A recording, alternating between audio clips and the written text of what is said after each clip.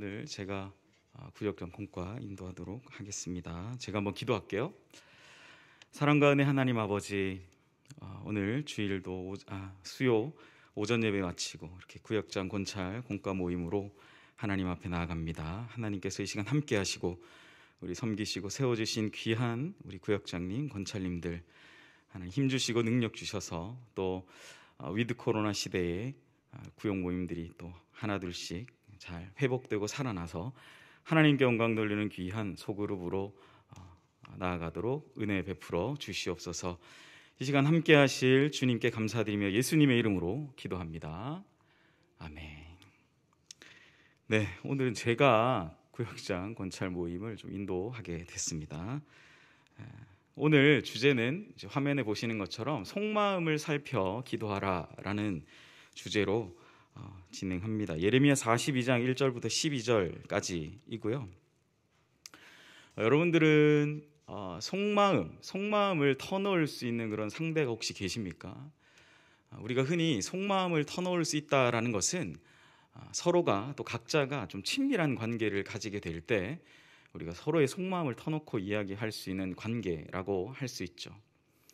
그래서 어떤 측면에서는 우리가 이 속마음을 터놓을 수 있다, 내 속마음을 함께 나눌 수 있다라는 것은 굉장한 하나님이 주신 축복이라고 할 수 있습니다. 반면에 내 마음을 누군가에게 표현할 수 없고 내 마음을 나눌 그런 존재가 없다라는 것은 어쩌면 굉장히 안타까운 일이라고 할 수 있죠. 오늘 우리 주제로 본 것처럼 속마음을 살펴본다 그리고 기도한다라는 두 가지가 오늘 우리가 함께 말씀을 통해서 나눌 내용에 담겨져 있음을 우리는 제목을 통해서 확인해 볼 수 있죠. 우리가 너무나 잘 아는 찬송가 425장에 주님의 뜻을 이루소서라는 찬양인데요. 이 찬양의 작사가는 아델라이드 폴라드라는 한 여사입니다. 이분은 미국에서 태어나셨고 화면에 보는 대로 1862년에 태어나신 분이세요. 이 폴라드 여사는 예수님을 굉장히 신실하게 믿고 따르는 그런 그리스도인이었어요. 그래서 그녀는 무디 신학교, 미국의 아주 유명한 신학교인데요. 무디 신학교에서 공부를 마친 후에 하나님의 사역을 감당하기를 원했대요. 특별히 그녀는 이 하나님의 사역 중에 이 선교 사역, 그것도 이제 아프리카라는 지역에서 선교 사역을 감당하기를 바랬습니다. 그런데 태어날 때부터 몸이 굉장히 약했고 젊은 나이였는데도 불구하고 당뇨도 있으시고 이제 신경계 계통의 질환을 앓고 있었다라고 해요.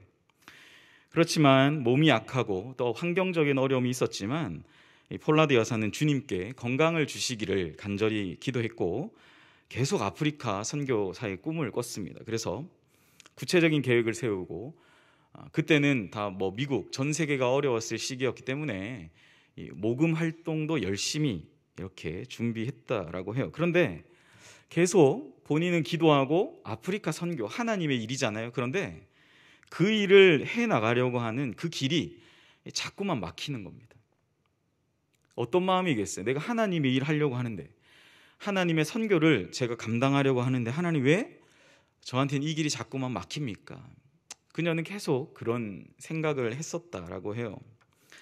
그러던 어느 날 폴라드 여사가 한 40세 정도 되던 해에 작은 어떤 기도 모임에 참석했다라고요. 오늘날과는 다르게 그 당시에 미국에서는 어떤 분위기로 기도했냐면 사람들이 10명이면 10명, 20명 모여서 한 명씩 사람들이 모두가 들을 수 있도록 소리를 내어서 기도했다라고 하죠. 가령 예를 들면 하나님, 저는 이런 어려움이 있어요. 그런데 하나님께서 오늘 이 기도 모임을 저에게 허락하셨어요. 그래서 제가 당한 이 어려움들이 빨리 회복되고 빨리 잘 다시 살아났으면 좋겠습니다. 이런 구체적인 기도의 제목을 자기의 목소리를 내서 이렇게 기도하는 그런 모임이었다라고 합니다. 그래서 폴라드 여사는 자기의 기도 제목도 갖고 있었지만 어떻게 해요? 옆에 있는 분의 기도 소리를 이렇게 듣게 됐겠죠. 한 분 한 분 돌아가면서 기도하니까. 그 자리에서 어느 성도의 기도를 듣게 됐다고 해요. 그 성도의 기도는 이러했답니다. 주님, 우리가 사는 동안에 무슨 일을 당해도 좋으니 주님이 원하시는 길로 인도해 주세요. 이 기도가 이 폴라드 여사의 마음에 굉장히 큰 울림을 주었다라고 합니다. 주님, 우리가 사는 동안 무슨 일을 당해도 주님이 원하시는 길로 인도하옵소서. 자신의 뜻과 계획은 다 내려놓고 주님의 뜻과 계획을 물으며 나아가는 그 성도의 기도를 통해서 그녀는 다시 집으로 돌아왔고, 하나님, 나 하나님의 선교할 거예요, 나 아프리카 보내주세요 했던 자기의 주장만을 얘기했던, 내 기도만 쏟아놓기 시작했던 그런 자기 자신의 모습을 회개하는 기도를 드렸다라고 하죠. 그러면서 예수님께서 겟세마네 기도 동산에서 자신의 뜻은 다 내려놓고 아버지의 원대로 되기를 구하셨던 그 예수님의 기도까지도 생각났다라고 합니다. 그녀는 자신이 받았던 그 은혜를 이제 잊어버리지 않기 위해서 기억하면서 하나의 가사를, 이제 글을 쓰기 시작했죠. 가사라기보다 이제 곡이 달렸기 때문에 가사인데, 글을 쓰기 시작했는데 그 글의 내용이 바로 찬송가 425장의 주님의 뜻을 이루소서라는 그 내용입니다. 여기에 이제 어떤 분이 또 곡조를 붙어서 우리가 지금 잘 부르고 있는 그 주님의 뜻을 이루소서, 이 찬양이 되었다라고 하죠. 우리는 주님께 기도합니다. 하지만 주님의 뜻과 마음은 모른 채 우리가 원하는 것만 구하는 기도가 되지 않았는지를 우리는 오늘 이 이야기를 통해서 한번 생각해 보게 되는 거죠. 예수님께서도 겟세마네 기도 동산에서 내 원대로 마옵시고 아버지의 원대로 되기를 원하나이다 라고 기도하셨던 그 기도를 우리는 생각해야 돼요. 하나님의 속마음이 어떤지, 또 내가 가지고 있는, 내가 왜 어떤 마음으로 기도하는지를 우리는 오늘 구역장 본가의 말씀을 통해서 한번 생각해 보아야 합니다. 첫 번째 질문으로 넘어갈게요. 오늘 본문에 요하난과 백성이 예레미야에게 알린 사실과 간청한 내용이 무엇입니까? 이고요. 예레미야는 그들의 간청에 어떻게 대답했습니까? 입니다. 예레미야 42장 2절과 3절을 보면 이렇게 기록되어 있죠. 선지자 예레미야에게 이르되 당신은 우리의 탄원을 듣고 이 남아있는 모든 자를 위하여 당신의 하나님 여호와께 기도해 주소서. 당신이 보는 바와 같이 우리는 많은 사람 중에서 남은 적은 무리이니 당신의 하나님 여호와께서 우리가 마땅히 갈 길과 할 일을 보이시기를 원하나이다. 예레미야 42장 4절은 또 이렇게 기록합니다. 선지자 예레미야가 그들에게 이르되 내가 너희 말을 들었은즉 너희 말대로 너희 하나님 여호와께 기도하고 무릇 여호와께서 너희에게 응답하시는 것을 숨김이 없이 너희에게 말하리라. 오늘 우리가 이 42장을 읽을 때 사실은 시대적인 배경을 좀 알아야 합니다. 여러분들이 평상시 큐티 말씀을 이제 계속 묵상하시면 좀 아실 수 있는데, 예레미야가 42장에 이러한 요청을 요하난이라는 군대 장관과 또 이러한 일들을 감당하는 그 사람, 예레미야 39장은 남유다의 패망을 담고 있어요. 그러니까 시드기야, 남유다 마지막 왕인 시드기야 왕이 바벨론 왕 느부갓네살에게 잡혀가요. 예루살렘이 패망하고 남유다가 멸망합니다. BC 586년에 이런 일이, 오늘 42장 본문 앞에 이런 일이 있었다라는 거죠. 나라가 망했어요. 그리고 상황적인 배경은 그 바벨론 왕 느부갓네살이 유다의 이 지역을 다스리라고 명령한 이 총독 그다랴 귀족입니다. 이 사람이 한 명 또 나타나게 되고, 이 총독 그다랴에 반대하는 한 사람인 이스마엘, 느다냐의 아들 이스마엘이라고 기록하죠. 이 사람도 귀족이었어요. 그런데 우리가 39장 이후 40장의 큐티한 내용을 여러분 기억하실지 모르겠지만 어떻게 됩니까? 이 이스마엘이 암몬 왕 바알리스의 사주를 받아서 이 총독 그다랴를 어떻게 해요? 한 번만 더 눌러주세요. 네, 죽이죠. 그 사람의 생명을 이제 뺏어요. 예레미야 39장에 남유다가 망했어요. 예루살렘도 무너졌어요. 그런데 상황적으로는 이제 무너진 그 상황 가운데 바벨론 왕이 이 땅을 다스리라고 총독 그다랴라는 사람을 또 세웠습니다. 그런데 그 사람도 어떻게 돼요? 죽게 되죠. 이스마엘이 같은 남유다의 사람인데 서로가 서로를 죽이는 일이 생겼습니다. 상황적인 배경은 또 그래요. 그런데 이 상황적인 배경 이후에 이 얼마 남지 않은 남유다의 사람, 많은 사람들이 바벨론의 포로로 끌려갔고 얼마 남지 않은 사람들이 유다 땅에 있었는데 총독 그다랴와 이스마엘의 싸움 가운데에서 또 사람들이 죽어나가고 심지어 다스리는 총독도 죽었어요. 그 이후에 이제 남아있는 사람들에 관한 이야기가 바로 예레미야 42장에 있다라는 거예요. 누가 남았습니까? 남은 사람들은 바로 군 지휘관인 요하난과 바벨론으로 끌려가지 않은 그 몇몇 소수의 백성들, 그리고 선지자 예레미야만 이제 거기에 남아 있는 거죠. 아까 우리가 첫 번째 질문에 이 남은 사람들, 이 요하난이라는 군대 장관과 백성 끌려가지는 백성들이 예레미야에게 알린 사실과 간청한 내용은 무엇인가요? 요하난과 백성들이 예레미야에게 알린 사실은 이제 뭐 이것 빼고 저것 빼고 차 떼고 포 떼고 다 떼고 나니까 우리 모임이 얼마 남았다? 남은 사람의 숫자가 적다라고 기록하고 있다라는 거죠.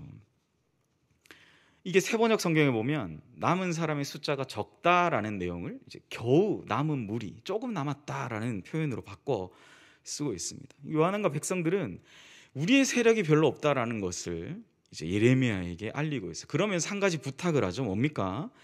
요한과 백성들이 예레미야에게 간청했던 것은 여호와께 우리를 위해서 기도해서 우리가 가야 할 길과 해야 할 일을 보여주기를 간청하고 있다라는 거예요. 뭡니까? 구약의 그 하나님 앞에 그 백성들이 그리고 군대 장관이 기도하는 것이 아니라 누군가의 대체자, 대표할 또 다른 선지자죠. 예레미야 선지자에게 우리가 남은 숫자가 너무 적다. 우리의 사정을 네가 너무 잘 아니. 네가 여호와 하나님께 대신 기도해 달라라고 부탁하고 요청하는 것이 42장 2절과 3절의 내용이라고 할 수 있다라는 거예요. 우리가 앞서 읽었던 42장 4절에 이 예레미야의 대답이 있죠. 다음 보시면 예레미야는 그들의 요청대로 하나님께 기도해서 하나님께서 응답하시는 대로 너희들에게 숨김없이 다 말하겠다라고 그는 대답을 했다라는 사실이에요. 두 번째 질문으로 넘어가면 요한과 백성은 예레미야의 답변을 들은 후 내가 하나님께 계시를 받은 응답을 받은 그대로 너희들에게 숨김없이 말하겠다라는 답변을 들은 후에 어떻게 반응합니까? 5절에 나타나 있고요. 그들이 예레미야에게 기도를 청한 목적은 무엇이며 그들이 예레미야의 말을 듣고 이렇게 반응한 이유는 무엇입니까? 라고 질문하고 있어요. 우리 예레미야 42장 5절과 6절 말씀을 함께 읽어보겠습니다. 그들이 예레미야에게 이르되 우리가 당신의 하나님 여호와께서 당신을 보내사 우리에게 이르시는 모든 말씀대로 행하리이다. 여호와께서 우리 가운데에 진실하고 성실한 증인이 되시옵소서. 42장 6절입니다. 우리가 당신을 우리 하나님 여호와께 보냄은 그의 목소리가 우리에게 좋든지 좋지 않든지를 막론하고 순종하려 함이라. 우리가 우리 하나님 여호와의 목소리를 순종하면 우리에게 복이 있으리이다 하니라. 예레미야가 그렇게 너에게 숨기지 않고 내가 답을 하겠다라는 말을 들은 요한과 백성들의 반응은 이렇게 그들은 약속하는 거예요. 하나님께서 예레미야 당신을 통해 우리에게 어떤 말씀을 하시든지 우리는 그 말씀하시는 대로 순종하겠다라고 약속해요. 42절에 이렇게 얘기하죠. 그 내용이 만약에 우리에게 좋든지 안 좋든지 42장 6절에 그렇게 얘기해요. 우리의 보기에 이게 내용이 좋든지 안 좋든지 간에 우리가 판단하지 않고 당신을 통해서 하나님의 말씀이 우리에게 전해지면 우리는 그렇게 순종하겠다라고 그들이 약속을 했습니다.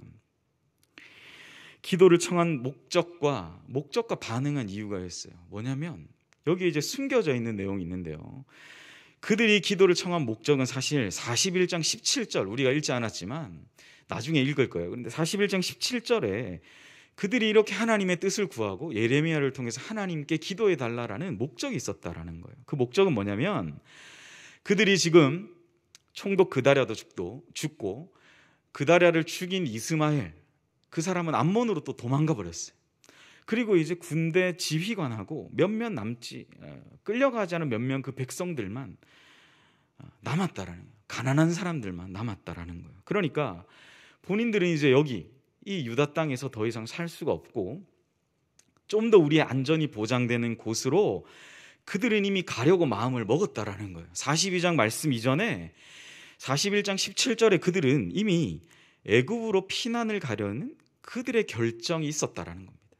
그리고 그들의 결정에 대한 하나님의 생각을 알기 위해서 예레미야에게 이런 기도를 부탁하고 있다라는 거예요. 기도를 청한 그 목적과 그 이유는 요한안과 백성들은 그들이 미리 정한 방향이 있었지만 하나님의 응답이 좋든지 좋지 않든지 순종하겠다는 그들의 의지를 일단은 그들이 표현하고 있다라는 거죠.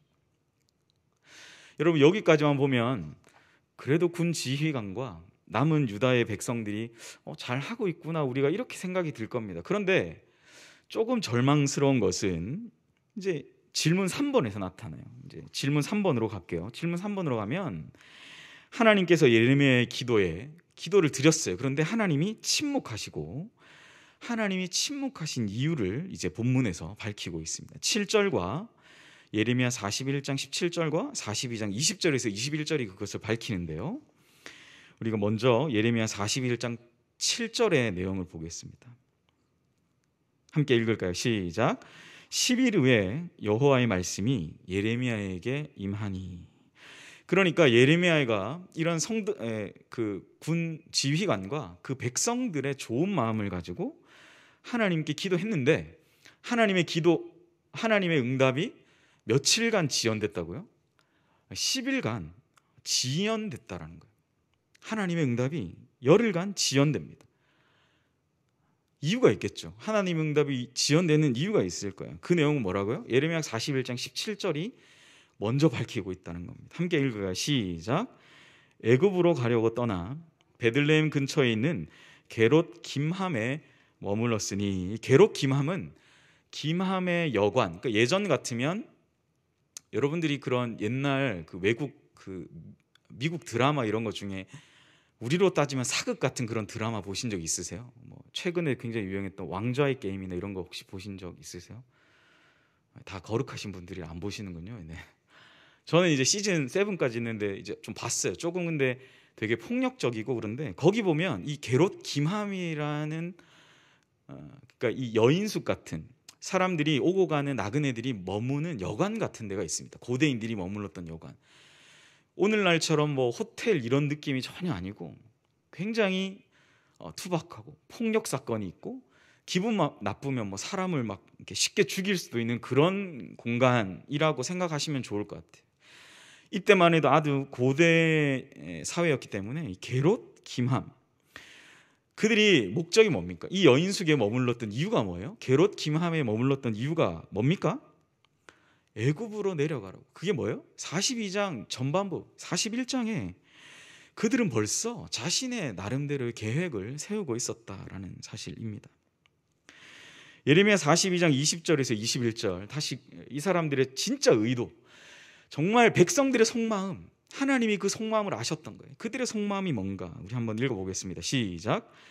너희가 나를 너희 하나님 여호와께 보내며 이르기를 우리를 위하여 우리 하나님 여호와께 기도하고 우리 하나님 여호와께서 말씀하신 대로 우리에게 전하라. 우리가 그대로 행하리라 하여 너희 마음을 속였느니라. 너희 하나님 여호와께서 나를 보내서 너희에게 명하신 말씀을 내가 오늘 너희에게 전하였어도 너희가 너희 하나님 여호와의 목소리를 도무지 순종하지 아니하였으니. 그러니까 원래 본 마음은 뭐였다라는 거예요. 이 군 지휘관 요하난과 그 끌려가지 않은 남은 백성들의 마음은 어떠했다는 거예요? 하나님의 말씀이 좋든지 안 좋든지 순종하려는 마음이 아니라 어떤 마음의 의도를 가지고 있었어요. 이미 그 속마음은 뭐예요? 순종하지 않으려는, 자신들은 이미 정했어요. 애굽으로 내려가려고. 그런데 예레미야에게 우리가 이제 어떻게 해야 될지 하나님 앞에 물어봐 달라라고 이야기했다라는 거죠. 하나님이 이미 그들의 마음을 다 알고 계셨다라는 겁니다. 하나님은 침묵하셨어요. 열흘 동안 침묵하셨습니다. 하나님의 침묵의 이유는 요한안과 백성들이 겉으로는 순종하겠다고 다짐했지만 이미 자신들이 내린 결정에 대한 확신을 하나님의 말씀으로 얻고자 하는 마음을 하나님께서 미리 알고 계셨기 때문임을 우리는 3번 질문을 통해서 알 수 있는 것이죠. 다음 4번 질문으로 넘어갈게요. 하나님께서 예레미야의 기도에 열흘 동안 침묵하신 후에 약속하신 것은 무엇입니까? 10절에 나와 있고요. 요한과 백성을 향한 하나님의 약속은 무엇을 의미합니까? 예레미야 42장 10절을 함께 읽겠습니다. 너희가 이 땅에 눌러 앉아 산다면 내가 너희를 세우고 헐지 아니하며 너희를 심고 뽑지 아니하리니 이는 내가 너희에게 내린 재난에 대하여 뜻을 돌이킴이라. 하나님의 약속은 요한과 백성들이 애굽에 내려가지 않고 유다 땅에 계속 그대로 머물러 살면은 하나님이 그들에게 이미 내렸죠. 그죠? 재앙이 어디에서 내렸습니까? 예레미야 39장에 이미 완전한 심판, 이미 다 끌려왔어요. 유다의 마지막 왕인 시드기야 눈이 뽑혀서 끌려갔고요. 유다의 많은 귀족들은 다 끌려갔어요. 이미 바벨론으로 끌려갔는데 예레미야를 통해서 이 남은 자들에게 주신 약속이 또 있었다라는 거예요. 이미 내린 재앙이 있었지만 그 재앙에 대한 하나님의 뜻을 돌이키시겠다라고 42장 10절에 말씀하신 거죠. 약속하신 거예요. 이 약속의 의미는 무엇입니까? 강대국을 의지하지 않고 하나님의 그 약속의 땅에 머물면 하나님이 이미 내린 재앙의 뜻을 돌이키시고 다시 회복시키시겠다라는 것을 의미한다라는 거죠. 그러니까 이렇게 하나님의 속마음과 이 요한과 그 끌려가지 않은 백성들의 속마음이 너무 다른 거예요. 하나님은 심지어 너희들이 이 약속의 땅에 머물기로 한다면, 너희가 여기 남겠다고 한다면, 그러면 내가 이미 내린 재앙도 다 걷어가겠다 라는 약속을 주셨다라는 거죠. 그래서 저는 오늘 이 구역장 공과 모임을 준비하면서 하나님의 계획은 두 가지였던 것 같아요. 하나는 이 멸망, 심판의 상황을 보고 어떻게 해요? 순순히 하나님의 뜻을 따라서 바벨론 땅으로 그냥 가든지 아니면 뭡니까? 유다 땅에 계속 머무르든지였어요. 그런데 정말 시대적으로 또 상황적으로 너무 안 좋았잖아요. 자기들끼리 막 싸우고 하는 그 상황 가운데 이 사람들이 영적인 분별력과 뭔가 의지할 게 뭔가 필요했던 것 같습니다. 그래서 그들은 하나님의 전혀 그 두 가지 계획이 아닌 전혀 다른 하나의 계획, 어디예요? 애굽을 선택한 거죠. 애굽. 절대 가지 말아야 되는데 거기 하나님이 가지 말라 그랬는데 차라리 바벨론으로 가지 그랬냐. 이게 성경에는 없는데 그 얘기를 하셨어요. 차라리 바벨론 끌려가지 그랬냐. 아니면 너희들이 그렇게 바벨론 가기 싫으면 여기 남아 있어. 그럼 이렇게 말씀하시는 거죠.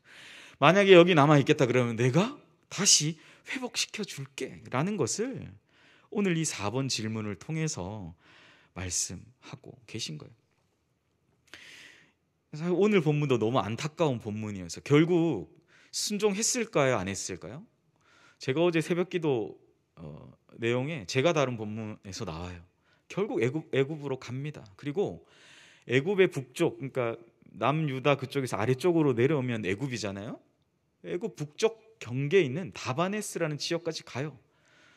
결국 가서 화요일 새벽기도에 그 내용이 나오더라고요. 결국 그들이 내려감 때문에 애굽이 멸망당해요.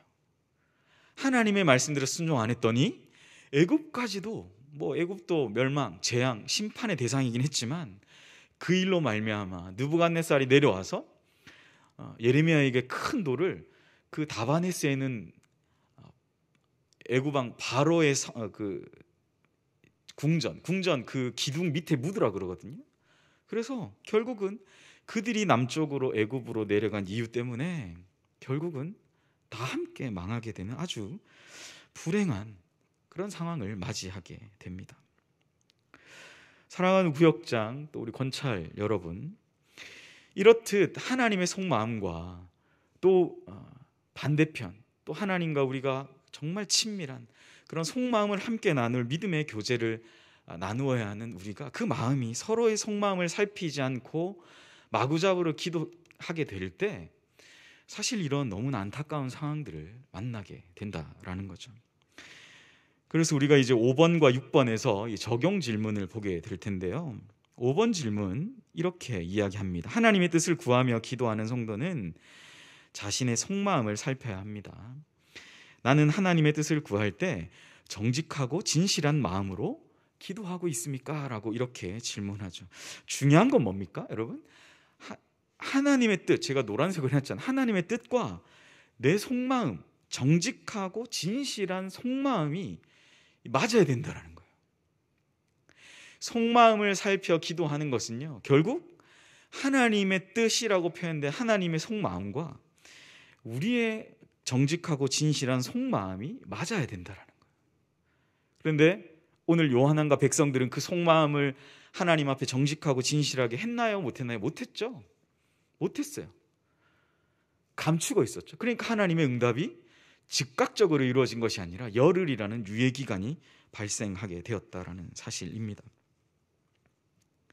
그래서 우리는 구역원들과 이 나눔을 하실 때 그런 얘기를 한번, 하나님 앞에 기도할 때 우리가 어떠한 마음으로 주님의 뜻이 어떠한가를 진실되고 또 정직한 마음으로 기도하고 구하고 있는지를 한번 잘 나눠 보시는 게 필요하지 않을까라는 생각을 해요.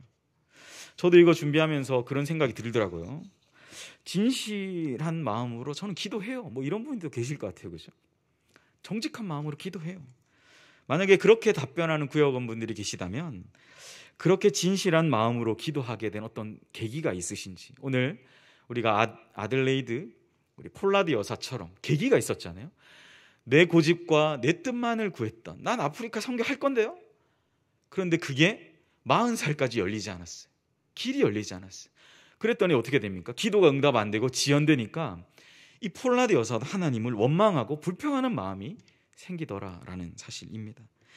진실한 마음으로 기도하게 된 어떤 계기가 있는지 한번 나누어 보시고, 또 그렇게 진실하고 정직한 마음으로 기도할 때 얻게 되는 어떤 유익 같은 것들, 어떤 유익이 있었는지도 한번 함께 나누어 보시고, 진실하게 기도하지 못하는 그러한 분들에게 또 우리가 신앙의 선배로서 또 조언해 주시는 그런 부분들도 필요하지 않을까라는 생각을 해요.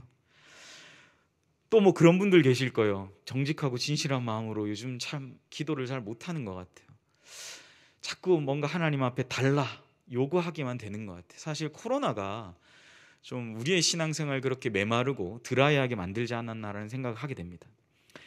코로나 빨리 이거 병균 없애주세요, 바이러스 없애주세요 막 기도하는데 2년이나 한 시간을 하나님이 무슨 계획인지 모르겠지만 이렇게 끌고 오게 하셨잖아요. 그죠? 그럴 때 우리가 어떠한 마음으로 하나님 앞에 정직하고 진실한 마음으로 기도할 수 있을까? 요즘 나 그렇게 기도 못하는 것 같아 하는 구역원분들이 혹시 계시다면 그렇게 나를 방해하는 부분들은 어떤 것이 있을까? 그런 것도 우리 안에서 좀 잠잠하게 나눠 보실 수 있으면 참 좋을 것 같습니다. 정직하고 진실한 기도를 올려드리지 못할 때 또 겪게 되는 신앙적인 어려움들이나 또 그런 아픔들을 함께 또 나누어 보실 수 있는 그런 시간들 되시면 좋겠어요. 마지막 6번 질문은 이렇게 이야기합니다. 하나님의 뜻을 구하며 기도할 때 가장 중요한 것은 내 마음이, 자신의 마음이 정직하고 진실한지를 살피는 일입니다. 왜냐하면 하나님의 뜻은 우리가 다 할 수 없지만 여러분 뭐죠? 절대 선이라 그랬잖아요. 그죠? 하나님을 절대 선이라고 그랬어요. 어거스틴은 절대적 선이다, 선의 이데아라고 표현했죠. 하나님의 뜻은 변함이 없고 불변하세요. 그런데 사실 사람의 마음이 간사한 거죠. 오늘 요한안과 그 백성들처럼 야 그렇게 총독 그다라도 갑자기 죽고 막 살인이 일어나고 그 죽인 사람 갑자기 어디로 도망해버리고 막 불안정한 시대적인 정세 가운데 그들의 마음이 뭔가 더 큰 것을 의지하려는, 하나님의 뜻이 그게 아닌데 이 사람의 마음이 참 그런 것 같습니다. 우리의 마음이 정말 정직하고 진실한지를 잘 살펴보는 일인 것 같아요. 정직하고 진실한 마음으로 기도하기 위해서 우리들이 서로 결단해야 될 것들은 무엇인지를 한번 생각해보고 결단을 함께 나누는 그런 이제 구역 모임의 시간이 되셨으면 좋겠습니다. 기도 제목 볼게요. 우리가 이런 나눔들을 다 하시고 정직하고 진실한 마음으로 기도하며 내 뜻보다 주님의 뜻을 더 우선하면서 간구하는 겸손한 제자가 되게 하소서. 우리 교회가 또 계획과 방향을 제시하기에 앞서서 먼저 주님 앞에 엎드려서 잠잠히 기도하면서 주님의 뜻을 기다리는 공동체 되게 하소서. 이렇게 기도하시는 우리 구역장 권찰님들 또 우리 구역 모임 되시기를 주님의 이름으로 간절히 소원합니다. 예, 기도하겠습니다. 사랑의 하나님, 오늘 또 수요 예배 통해서 귀한 말씀으로 은혜 주시고 또 하나님 시간 부족하지만 또 하나님의 말씀을 잠시 나누었습니다. 하나님 참 신앙생활을 시대적으로 어려운 시기에 해나가는 것은 결코 쉬운 일이 아닌 것 같아요. 이 시간 오늘 함께 말씀을 나누면서 하나님, 내가 정말 내 속마음이 하나님 앞에 진실하고 정직하게 기도하였는지를 한번 돌아보는 이번 한 주간 또 구역 모임의 시간들이 되게 하여 주시옵소서.